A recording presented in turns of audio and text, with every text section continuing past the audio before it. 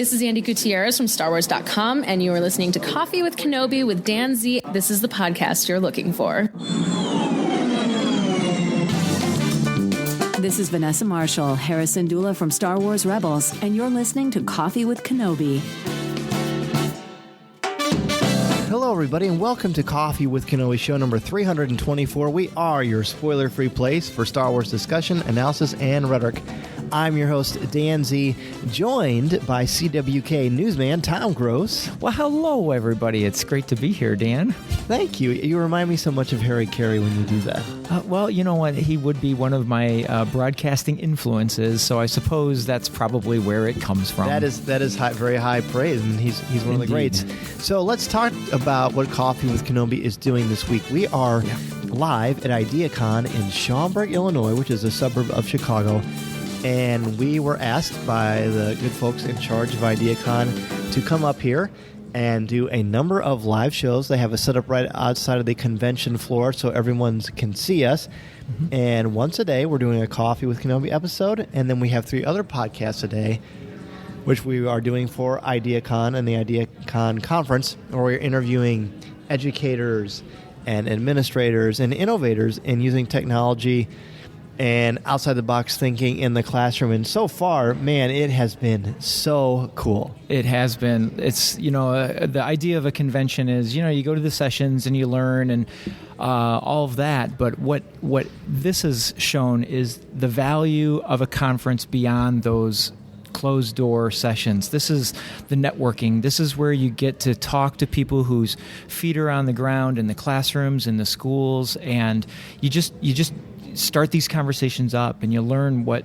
we bring to the classroom, and we get to share it here. And by the way, I thought I probably should give the idea behind what IdeaCon is. Oh yeah, let's do that. And so IDEA is an acronym for Illinois Digital Educators Alliance. So that's why when you say IdeaCon, that's the framework of what is. That helps.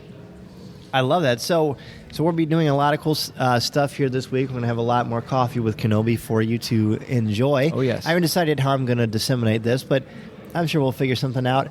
And it's great. I mean, obviously, I've talked with you on podcasts many, many times, as well as in person. But sure, to record a show live from a convention floor like this with these nice little mic stands that I purchased for this event. And fancy. Boy, it is pretty cool. It is. It feels very official. It's different than being in the basement office. And, we ought to do a CWK office pick from our temporary office here at IdeaCon sometime. I like that. So we will get that out there. But, yeah, this is really cool. The setting is neat. And what my favorite feature of this, so the space we're sitting in, we're looking at these floor-to-ceiling huge windows on a 2-story sort of atrium area. Yeah. But my favorite feature that I mentioned in the show we did earlier is the catwalk that is above us. Yes. And we asked, and we're saying hi to people. And, our guests earlier today got whoots and hollers and stuff from people attending. So it's been a lot of fun. I feel like we're woot worthy. I think it's time. We may, right? by the end of the conference, get some woots. I've established enough goodwill. We need to make our name. I think so. We need people to know who we are. I think that's fun. Break that ice. All right, so let's have some fun. The Clone Wars is back. Oh, Season 7 is now on Disney+.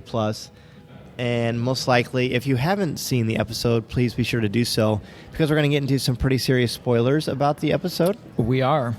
And Tom and I have watched it multiple times. Mm-hmm. And there's a lot to enjoy about this. First of all, I mean, obviously you've heard my conversation with Chad and the conversation earlier with Holly. Yes. And talking about how excited we are for the return of the Clone Wars. Tell me kind of how you feel about this series. About the return itself? Yeah. Oh, I am excited. All the excitement started really taking hold at Celebration last April in Chicago, when we got to see and witness the new trailer and kind of see what the flavor of this shortened season 7 is going to look like. And so, the build up to this, we got another trailer about 3 weeks ago? I think so. That was very Darth Maul focused. and very Ahsoka focused. So it gave us more story to sort of digest before we got into this season, and so we've had the opportunity. This is the first time I think I've ever talked about something Star Wars related where I've seen it so much. Yeah. Normally, I've only seen a film once, or I've seen the show once, maybe twice. But today was my fourth time watching this first episode of season 7. So I'm excited to talk about it. There's a ton to discuss. Yeah, and I neglected to mention, of course, the awesome Craig Dickinson. Craig and Holly and I kind of went over the top 5 things we liked about the Clone Wars. We picked up arcs, characters, moments, and kind of what it means in the thematic storytelling. And that is certainly present in the premiere episode of Season 7. It is The Bad Batch. Now, we have known about this, The Bad Batch, since, for years now, because the animatics were done and they were on StarWars.com. Mm-hmm. So we had a general overview of what this was going to look like. But my goodness. So I don't know the technical aspects of this, but what Dave Filoni and Joel Aaron and everyone has done at Lucasfilm with this animation is incredible, because it looks like we're in a similar world as far as, the style. But you can just tell it's been modified or something. I don't know if it's more textured or what, but the animation and some of the cutback sequences, especially of ships taking off and landing throughout the episode, are just mind-blowing. Mm-hmm. I think you hit it, in my eyes, you hit it right on the head by saying it's the texture. I feel like there's a richness to the viewing of this, at least this first episode, and you can tell it's. I don't want to say you can tell that time has advanced, in creating it. Sure. It looks the same. If I didn't know, I probably would not necessarily be aware of the improvements in it just would fit right in. But definitely, I feel that there's an extra added texture to this. And I'm gonna step aside for a second here and just say, if you have not listened, Dan, you did a magnificent job of putting together like the preview, the prequel to, if you will, to this show by having Holly and Corey, and then having James Arnold Taylor on last week. You. Those 2 shows, just the first one, just got me excited and thinking about and reflecting back on, okay, what do I need to review, and what resonated with you, and it made me think about what resonated with me with the first 6 seasons of the Clone Wars, and so that got my excitement going there. And then hearing Jat's voice, and yes. Every time you interview him, I love. My daughters were commenting in the car, like, he sounds like Obi-Wan Kenobi sometimes. Like, well, you girls, he is right. He is the voice of Obi-Wan Kenobi, and it's just his passion for what he does, his passion for Obi-Wan Kenobi, and the story, and the stories that he tells of how this whole cast is a family. I just think that, as a viewer and a fan of this whole thing, mm-hmm. knowing the family-like bonds that they have as actors and voice actors, it gives more meaning to it, I feel. So I didn't mean to step aside from your question, but yeah, I would say the time passing has definitely given a rich texture to the visual aspects of this. Oh, I agree. And James has this wonderful conversational way. I mean, I've gotten to interview him a number of times over the years and seen him in person quite a bit, and you just feel like, I mean, that's always been the premise of the show. I want people to feel like they're having a cup of coffee with their friends, mm-hmm. in a nice, comfortable setting, talking about Star Wars. So I'm grateful. Thanks for sharing that, for sure. Oh, absolutely. But so when you were so you sat down to watch the first episode, right? I don't know about you, but when that music hit and the Clone Wars comes up, I felt like I was. I don't know. It's a little cliche to say I felt like I was home. No, it's but true. I did feel that way. I was like, no time has passed. I feel like I just watched, the last episode of season 6 just a few days ago. Which, in some ways, I guess maybe I literally did because I was doing some rewatching. But I feel like as a story, it just was back. I agree. When it played, I looked at my son Mason and I said, "Whoa, we're here. We're back again." And I had kind of like this legitimately warm feeling inside, because it felt like, that line I like to quote from the Grateful Dead: "Such a long, long time to be gone and a short time to be there." And I thought it was beautiful. And initially we get like the nice cue card that says "Embrace others for their differences, Yeah. for that makes you whole. Tell me about what that means and how that sets the stage for what we know about what happens in the episode. Well, I guess I look at that, and when you think about the clones themselves, they are alike. They're cloned from one individual, and so as a clone, I put in quotes, they are the same. But as we know, each one of them has taken on different identities and whatnot. But then we hear about this and we see the title, The Bad Batch, and we know that there's even a deeper difference between them. And so when I see this this quote, I never know what to call these that show up at the top of the episodes. I think they were lovingly referred to as fortune cookies too. Oh, is that right? Yeah. Okay. So when I see that, we know the clones are a one, but we also know that they're all different. And so we're going to see something where they're going to have to bring together their differences to make something happen. And they do. And I think you see that in the interplay throughout the episode of when they refer to them as the regs, which I think is important, and it ties back into this. So we'll get to that. But I want to do like we do with The Mandalorian. I want to give it an overall letter grade and just sort of an overall how you feel about the episode. Oh, I give this episode, I think in the grand scheme of things, this will not be one of my favorite episodes. It's definitely I would put it probably, before I grade it, let me talk about it. So I do not believe that this one will sit very high as far as like excitement, and one that I would necessarily want to go back and watch again once I've seen the whole thing. So with that said, though, what it does do is I feel like it perfectly sets up this season, that we know things are dire. I mean, for heaven's sakes, the main production facility of the Republic factories are under fire, by the Separatists, and they're under siege. And so that sets up this feeling of this is the beginning of the end. And then we get this storyline that seems that we're going to, be on the hunt, and we'll talk about this in a bit, but we're on a hunt for a really important aspect that could turn the tide of the war. And so, as far as like, if I were to give it a grade for the whole series or the whole season, it's probably going to be a B+. And the B+ is because I feel like it did exactly what I wanted it to do, and I want it to entice me to continue wanting to watch. So I actually had a great email from a listener recently who asked about, and I read it on the show, but he talked about, what's your sort of, what's your sliding scale for grading? And, we don't have a rubric for this per se. I just go with my gut. And one of the things I love about the Clone Wars, the main thing I love about the Clone Wars is the Jedi. And there are no Jedi in this. Well, I mean, Anakin is in it and Mace is in it in the beginning. But it's a quick conference. But that doesn't distract or detract or take away from the episode. I thought it was cool. I actually liked it even more the second time. Now that I kind of had a better idea of who the Bad Batch is and what they're about, I'd probably give it a B+ too. And that's not a knock. It's great. It's excellent. It's an 89.999%. I guess technically that would be a 90. But I'm not a math teacher, so who are we kidding here? But I thought it was neat. It was very nice to be with the clones again. That's what I want to ask you about first. Rex and Cody play heavily in this, as does the Bad Batch themselves. And this is a very clone-centric, heavily focused episode.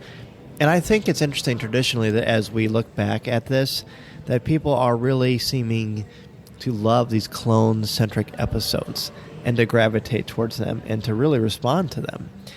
Because I think that they peel back the layers and make Order 66 much, much more heavy and much, much, much more full of pathos because of the relationship they have with the Jedi, but also the relationship they have with each other, and embracing that they actually have free will, which is why another reason Order 66 is so tragic, because their free will is very much taken from them because of that ship. And I think that's key. And also just sort of understanding the differences in their personalities. And James talked about this on the last show, but D. Bradley Baker absolutely knocks it out of the park, and he's able to make all these different voices so distinct and yet so familiar at the same time.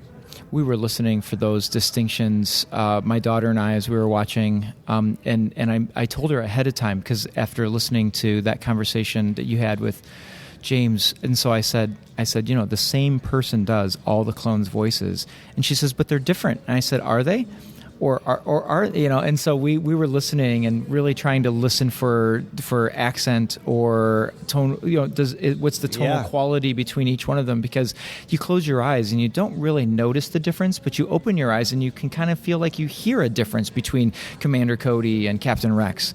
So that is phenomenal. He is amazing to be able to do that.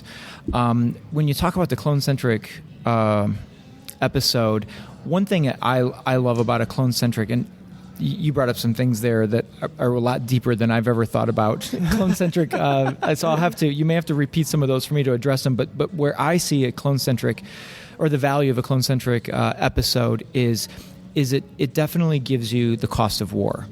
Because they're just soldiers in masks, like a stormtrooper. You lose a stormtrooper, and another one comes.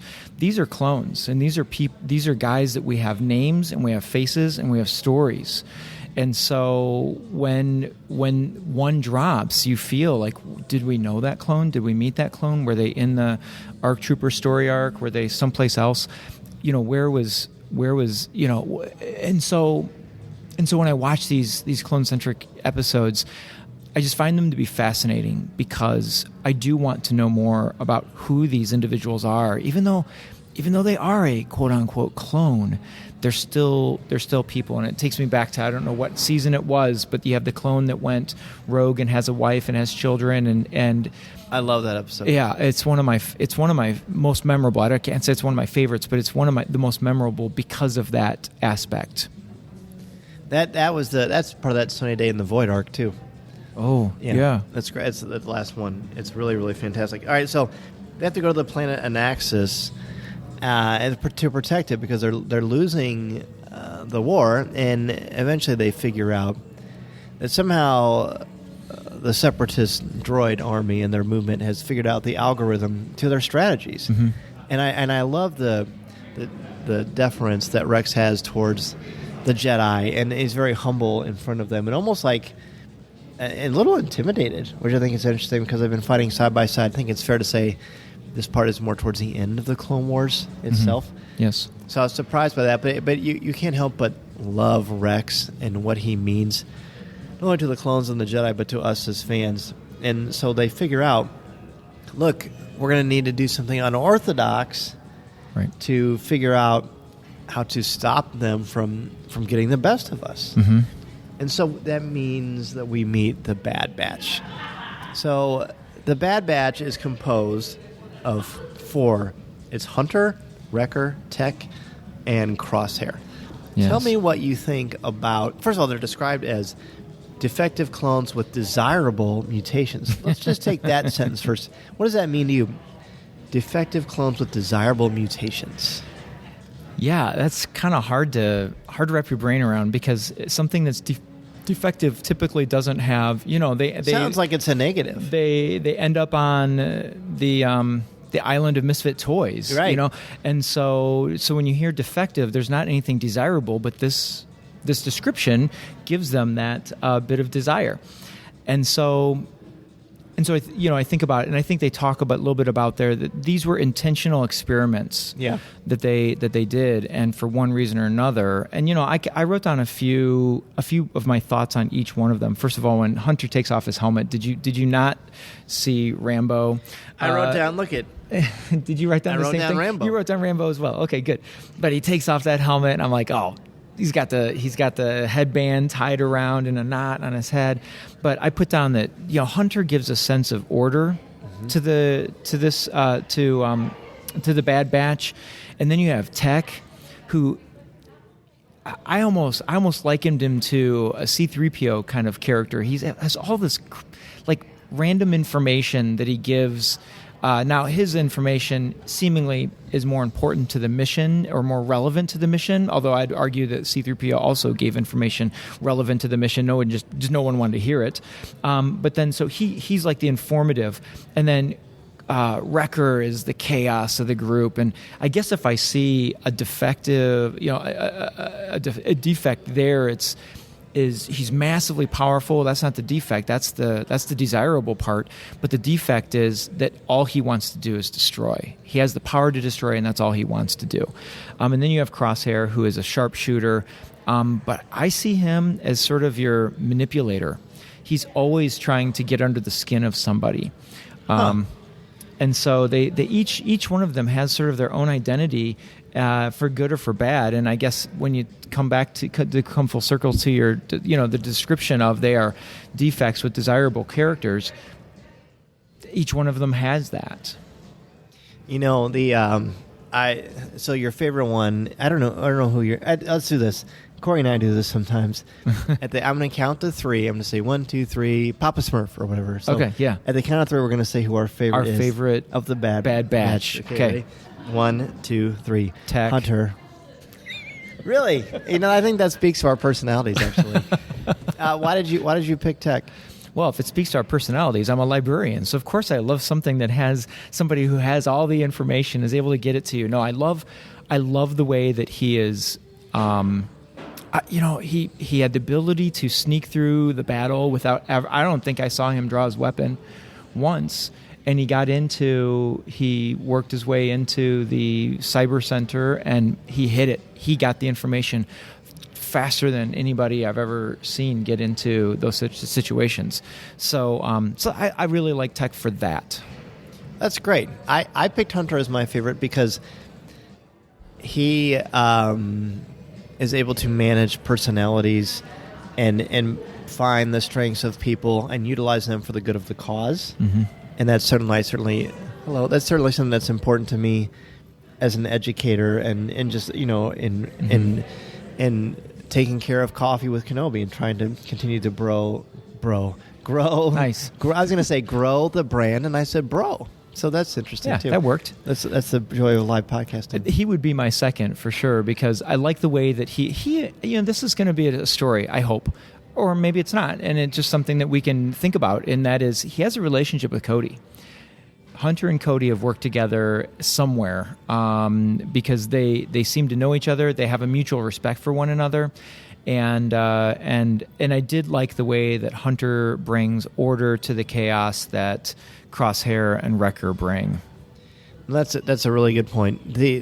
So for me, the 4. This is the notes I wrote down for the 4. I put Hunter is the leader. He's like the Rambo type. Yep. And his design is unique because I can't tell if half of his face is sort of like there's like some shading or something, face paint or shading, like war paint, or if that's just maybe like a birthmark kind of a thing. Right. Yeah.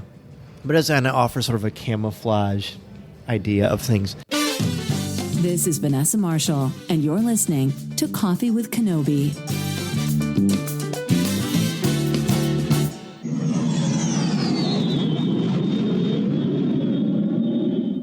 Rise of the Resistance is now open on both coasts, Walt Disney World and Disneyland, so you need to consider booking that incredible vacation, and I can think of no better place to recommend than MEI and Mouse Fan Travel. It is what my family uses, and it is what Coffee with Kenobi uses.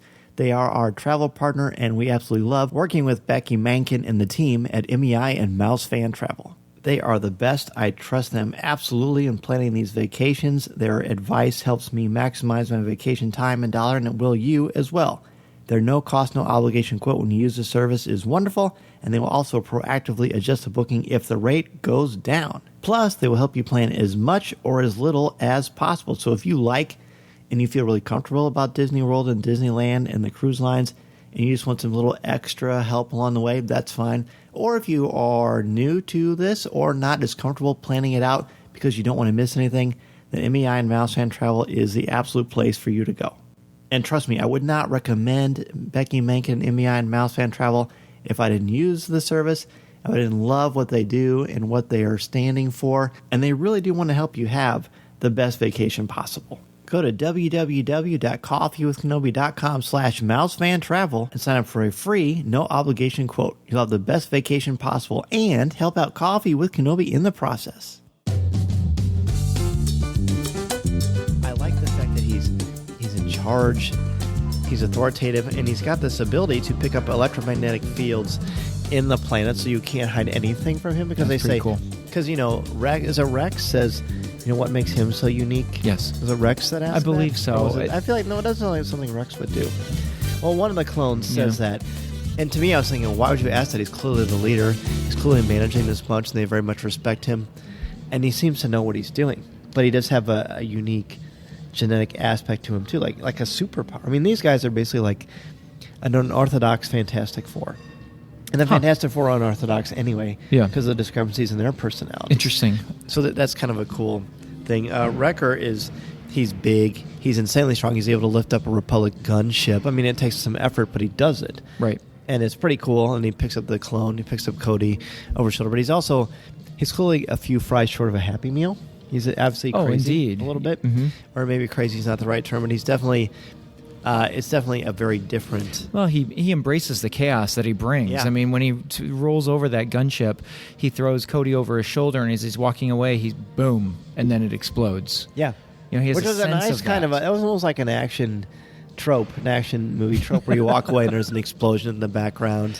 Absolutely. Yeah, which is pretty... I'm sure that was not accidental. And then we have Crosshair, we have Tech, I wrote down Brainy Smurf.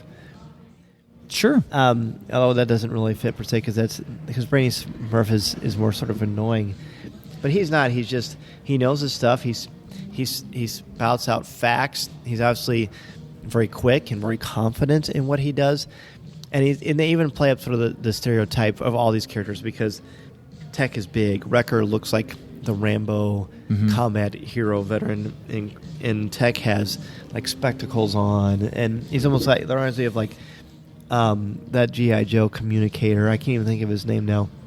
And then the last one is Crosshair. He is a sharpshooter. He says he's quiet, but I feel like he talks the second most of anybody of the Bad Batch. I think he talked almost the most of all of them after that comment. I wondered, I was going to bring that up about, so he's labeled as the quiet one, but he's the most vocal, which is what made me feel like he was always trying to dig and get under the skin of the, quote, regs. So I wasn't sure what to make of that. Well, I thought that was interesting. He's got looks like a tattoo of an actual crosshair on his eye, which is great. Let's talk about the term regs.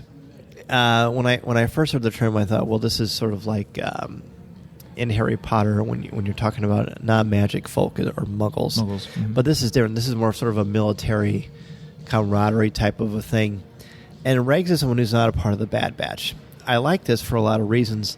For one thing, I'm sure that throughout the course of their life as clones, short life because of the way that they grow rapidly, but they may have been ostracized, or they took a while to probably find their own tribe within themselves, which is just a guess, but it just seems to make sense based on the sample size that we have.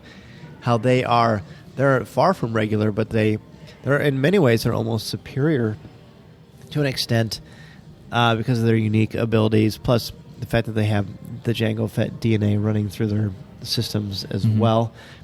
So I there's a moment at the end where one of the Bad Batch says, "Not bad for." It's Hunter. It says to Rex, "Not bad for a reg," but he kind of punches him playfully on the shoulder, very machismo buddy kind of a thing. That says, "Hey, you're one of us, man." As far as one of the Bad Batch, not as far as one of the clones, because that's a running theme throughout this story. That yes, we're different, but we're all fighting for the same thing, aren't we? Yeah, you brought up both the things that I was going to mention when you were talking about that, but it happens twice. Both of those comments are made twice. The comment of regs, the first time it's used is by Crosshairs on the clone that has the tattoos, and I don't recall what his name is, but he calls him a reg in a negative, derogatory way. Yeah. I'm not, what are you looking at, reg, or something like that. In a derogatory way, but then when Hunter says it to Rex, it's in more of a jocular kind of way, like, well done, Reg. I've never, done that with Reg before. And then it's actually, I take that back. It's made a third comment.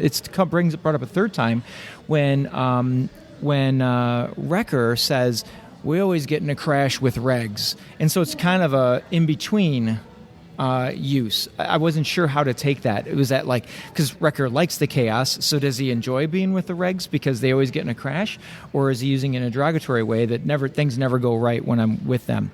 But then that idea of we're all fighting for the same thing, that when that is first said, and I think it's Rex or Cody that says it the first time on the gunship, he says, "Come on, you guys, cut it out. We're all fighting for the same thing." It's Cody that says it first. And it made me think about that opening line, Right. embrace others for their differences, for that makes you whole. And Cody is asking for unity. We recognize the differences. We've just been called a reg.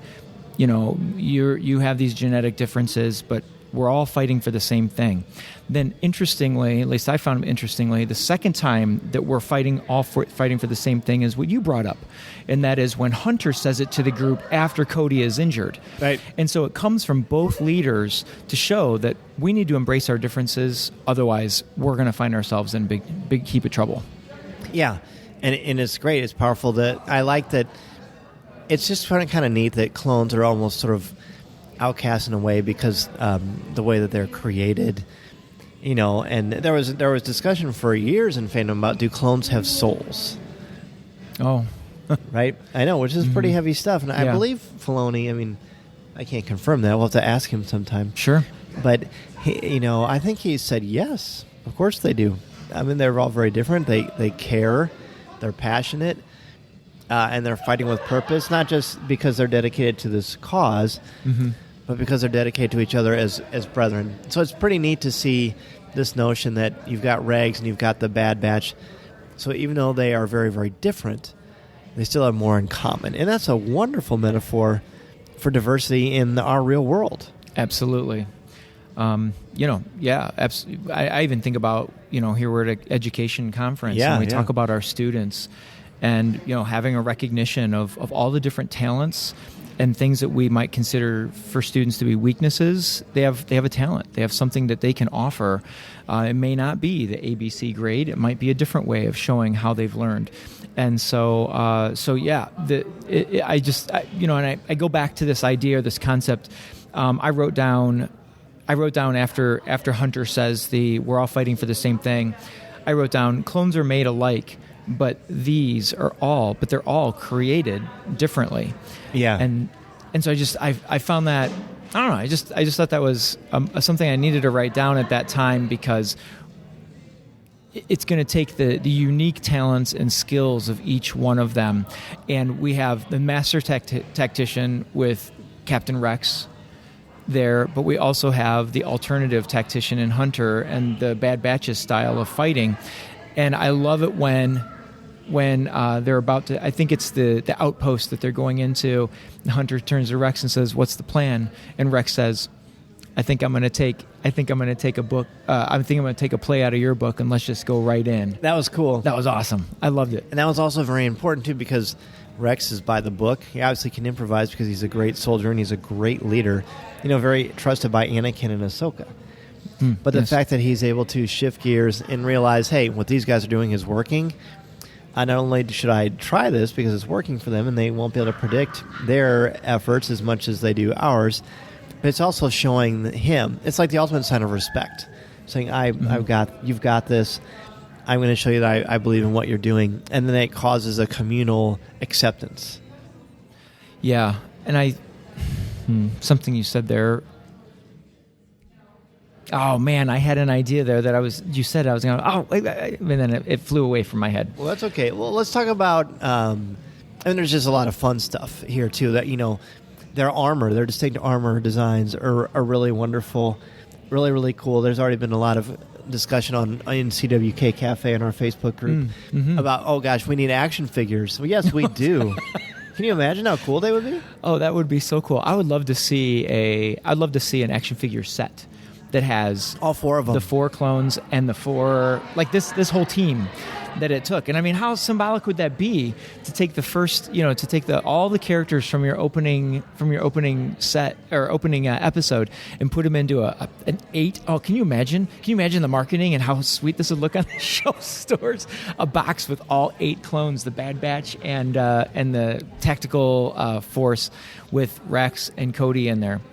I'm gonna do another aside here if you don't mind. Yeah, please. Because we've learned that if I don't say what I'm thinking, I'm gonna lose it. So no, that's fair. I did not realize, and I'm not a military person, so I'm not as in tune to the difference between what a commander is and what a captain is. Mm-hmm. But I never got the feeling in the first 6 seasons that Cody was the superior officer of Rex.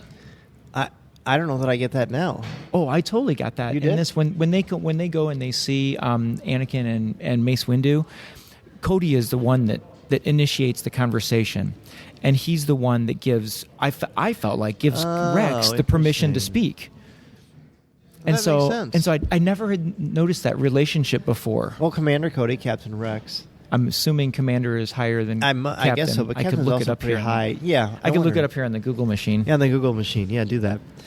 But I don't know what that means, other than it was just the first time I made a recognition that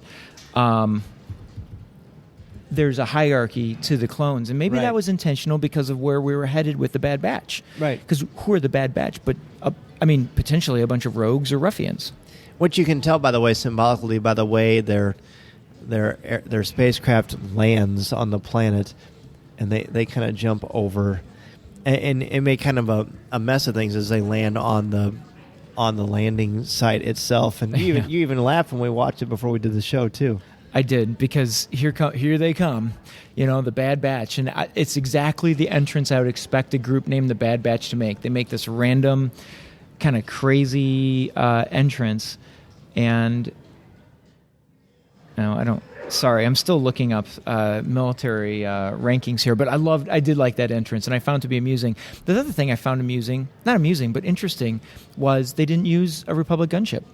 They have some kind of a funky ship that the wings fold up on, very much like a lot of the Imperial ships do. Oh, that's true. That's true. Interesting.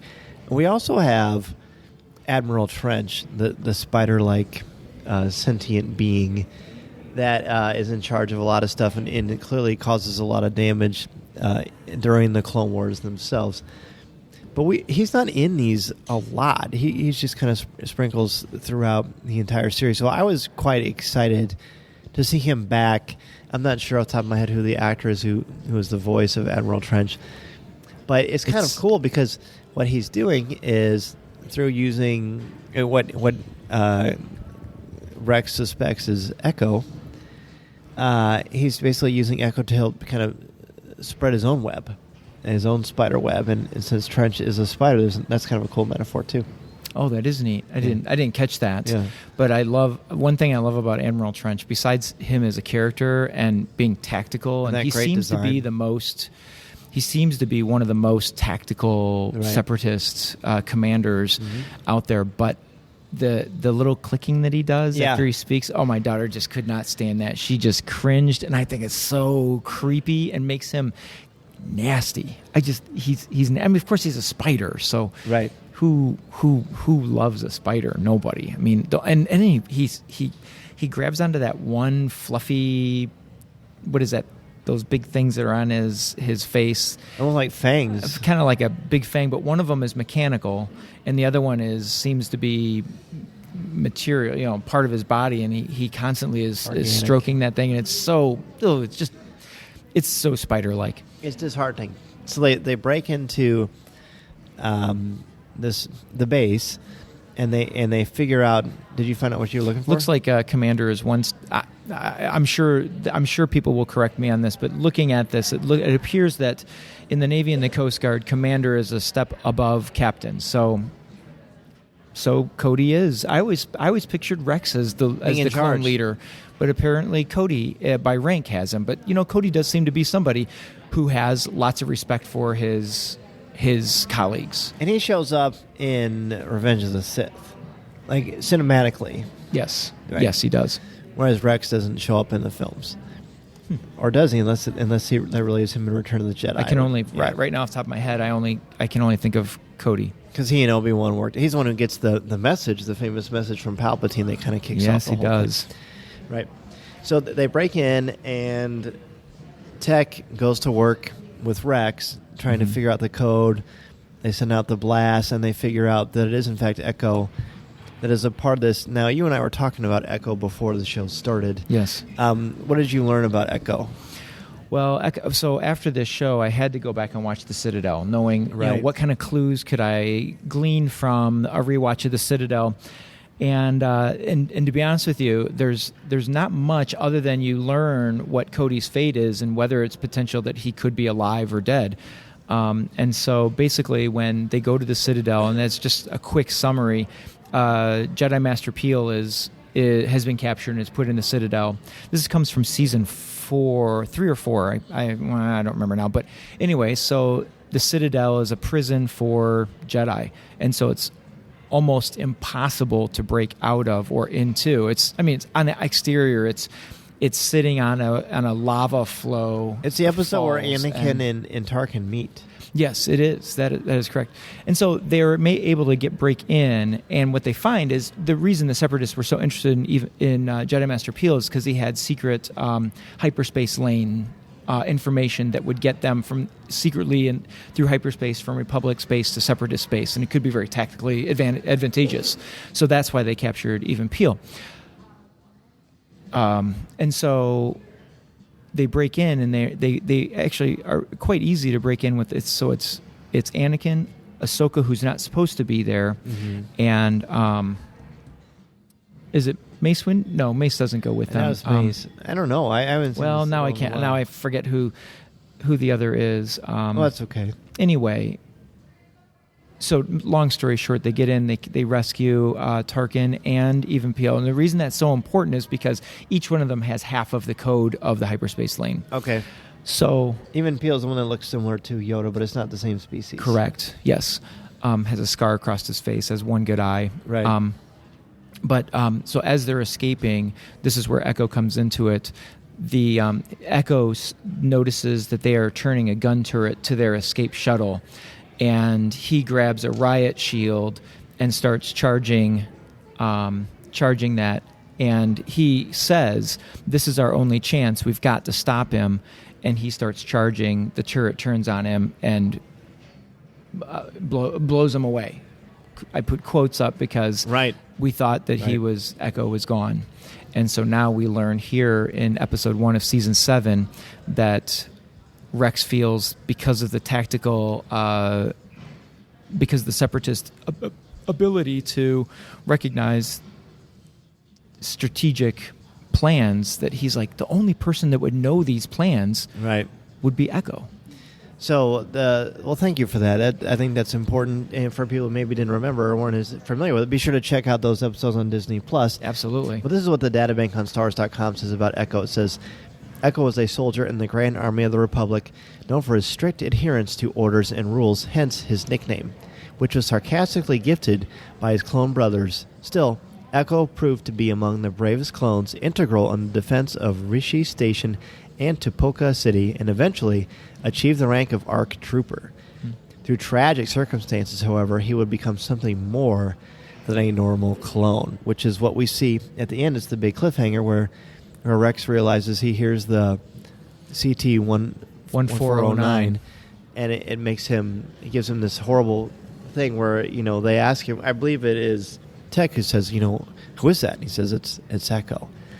So it's ironic because of his strict adherence to the orders and rules, and he's the one who is inadvertently giving out the information, or it seems inadvertent, because he keeps repeating his call sign over and over again. Right. But we won't know until we see the next episode. No, and I find it interesting, that description from StarWars.com, that he is, how did they put it? He's really specific on his orders. How did they put that? It says, known for his strict adherence to orders and rules. So as I'm looking at this, if he has been captured and he's been given orders in some sort of brainwashed or some type of function, he would be one that, even though maybe within himself, this is speculation, but even within himself, he knows that this goes against what he believed in as a clone trooper, he may feel compelled to follow.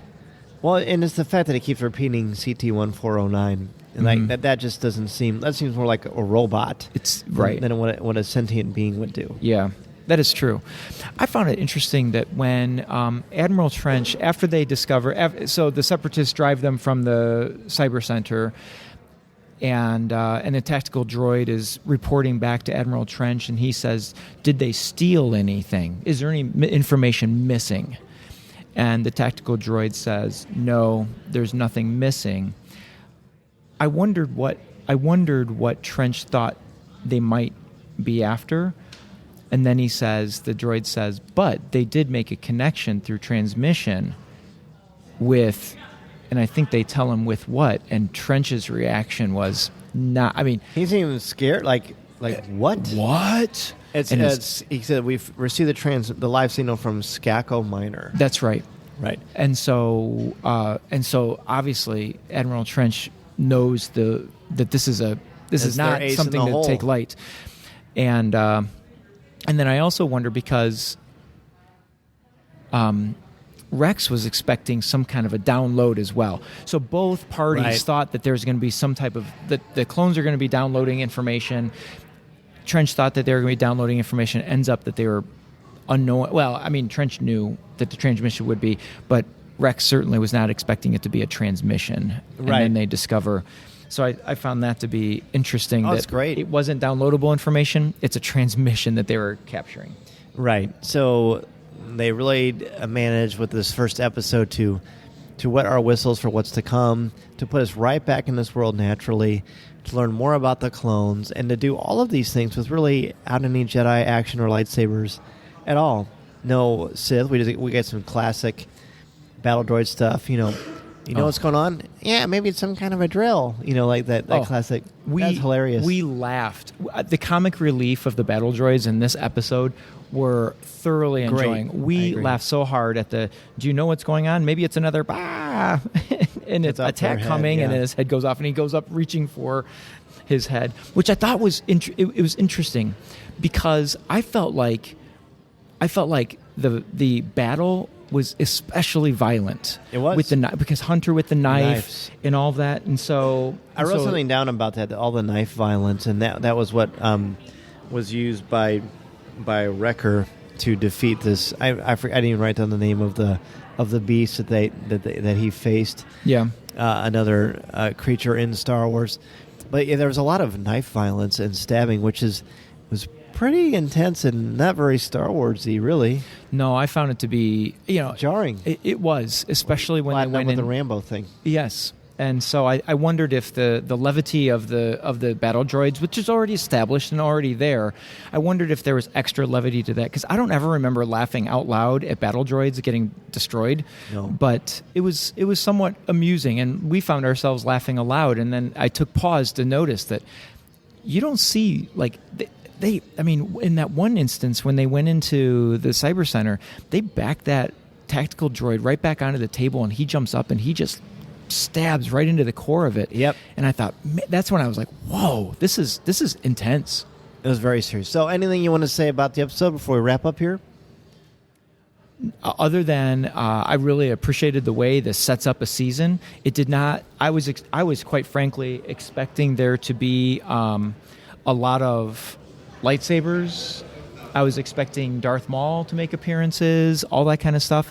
But I loved the clone story, and I love the way it sets up a pretty exceptional series. Yeah, I agree.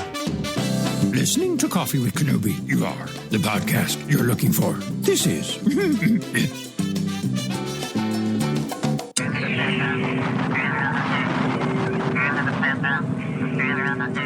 That's going to do it for this week's show. Thank you for taking time out of your busy schedule to have a cup of coffee with me, and for helping to spread the word about our Star Wars family we've got here at Coffee with Kenobi. To join us in the CWK Cafe, which is our Facebook group, and share your Star Wars thoughts, comments, reviews, and opinions in a family-friendly, spoiler-free place that is also drama-free, go to www.coffeewithkenobi.com/community and be part of the conversation.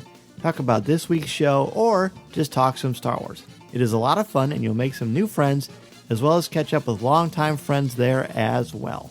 I also want to thank all of our new and longtime members of the CWK family and let you know how much I appreciate your help and support. I love being able to give back to you with CWK Pour-Over, the exclusive weekly podcast not heard anywhere else. I want to thank our CWK family members, Jason Hall, Dennis Keithley, Colby Mead, Jessica Berry, Adam Bankhurst, David Nicely, Jeff Ellis, Ross Hallivan, Frank Mulder, Alexander Moylan, Aaron Harris, Chris Gavarka, Angela Sauce, Susan Gray, Connie Shee, Tyler Pompey, Hannah, Alex Procasio, Ian Thompson, Simbot Defterdarian, Christine Turk, Kurt McKellen, Dan Ream, Brian Harding, Blake Weaver, Jim Capron, Caroline Maselli, Chris Metz, LJ Souter, Thea Selby, Daz Davies, Christian Dale, Brian McKinney, Jared Cantor, BJ Smith, Eric Struthers, Nick Deco, and Mark Suter.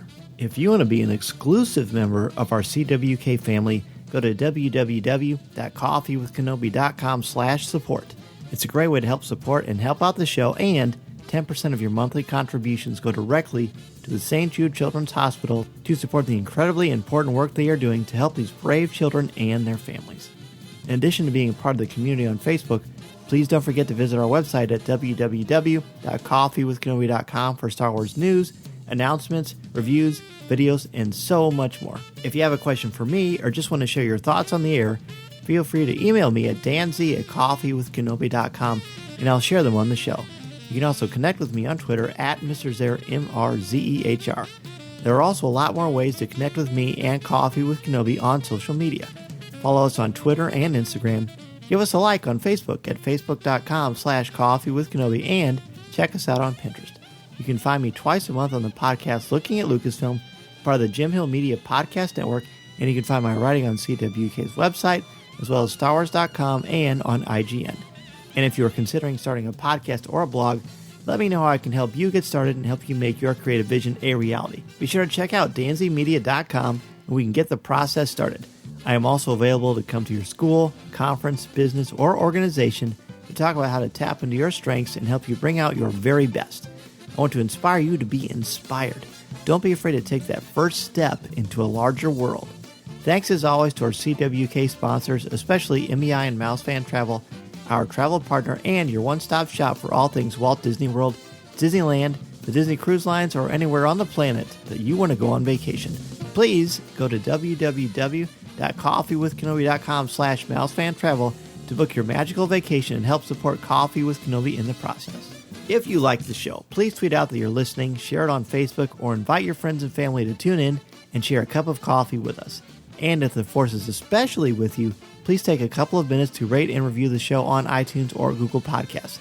Every review makes a huge difference and helps spread the word. And it's funny fun when you're doing this. It's very different from doing it in the studio because there are people walking by all the time. Yes. And it can be distracting, but it's easy to do when we're chatting together. So, Tom, this was great.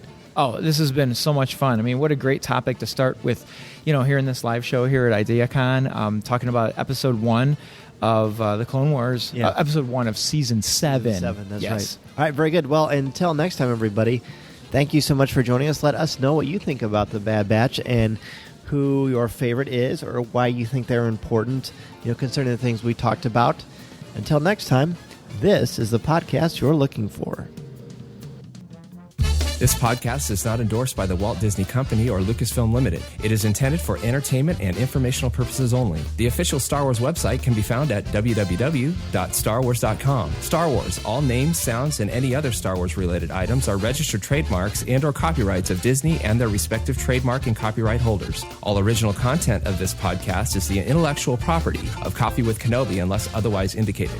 This is the podcast you're looking for. There's no one here. Move along.